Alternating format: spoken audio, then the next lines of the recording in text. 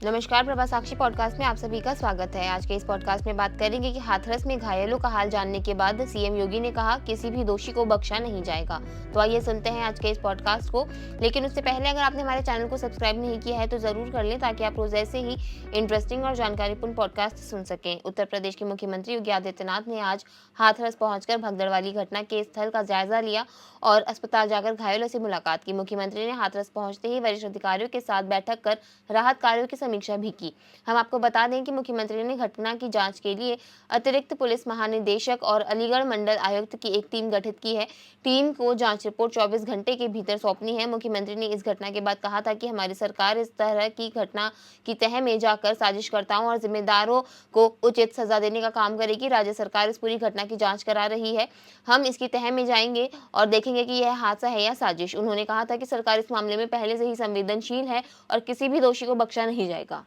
Police का action. हम आपको बता दें कि मंगलवार को ही भगदड़ की घटना में अब तक 121 लोगों की मौत की खबर है। इस बीच हाथरस जिले के सिकंदरा राराऊ इलाके में सत्संग के दौरान हुई भगदड़ के मामले में पुलिस ने मुख्य सेवादार और अन्य के खिलाफ प्राथमिकी दर्ज की है। पुलिस अधिकारी ने बताया है कि पोरा पुलिस चौकी के प्रभारी उप निरीक्षक ब्रजेश पांडे की तहरीर पर सिकंदरा राऊ थाने में मुख्य सेवादार देव प्रकाश मधुकर और अन्य सेवादारों के खिलाफ प्राथमिकी दर्ज की गई है। उन्होंने बताया कि भारतीय न्याय संहिता की धारा 105 गैर इरादतन हत्या, 110 गैर इरादतन हत्या करने का प्रयास, 126 दो गलत तरीके से रोकना, 223 लोक सेवक द्वारा जारी आदेश की अवज्ञा, 238 साक्ष्यों को मिटाना के तहत मुकदमा दर्ज किया गया है। तहरीर में कहा गया है कि आयोजकों ने पिछले कुछ कार्यक्रमों में भी पहुंची लाखों लोगों की भीड़ की स्थिति को छिपाते हुए इस बार 80,000 अनुयायियों को इकट्ठा होने की बात प्रशासन को बताई थी। इसके अनुसार ही सुरक्षा की व्यवस्था की गई थी, लेकिन सत्संग में 2.5 लाख से ज्यादा लोग पहुंचे थे, जिससे अव्यवस्था पैदा हो गई। आरोप लगाया गया कि सत्संग के मुख्य प्रवचनकर्ता सूरजपाल उर्फ भोले बाबा के प्रवचन के बाद वह अपनी गाड़ी में सवार होकर आयोजन स्थल से निकल रहे थे, तभी अनुयायियों ने उनकी गाड़ी के मार्ग से धूल समेटना शुरू कर दिया। इस दौरान लाखों की भीड़ के दबाव के कारण कुछ लोग कुचल गए।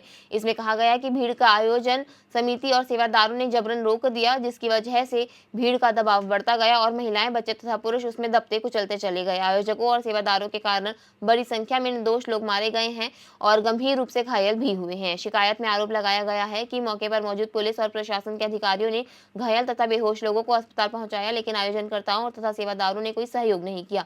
कार्यक्रम स्थल पर यातायात नियंत्रण संबंधी अनुमति की शर्तों का पालन नहीं किया।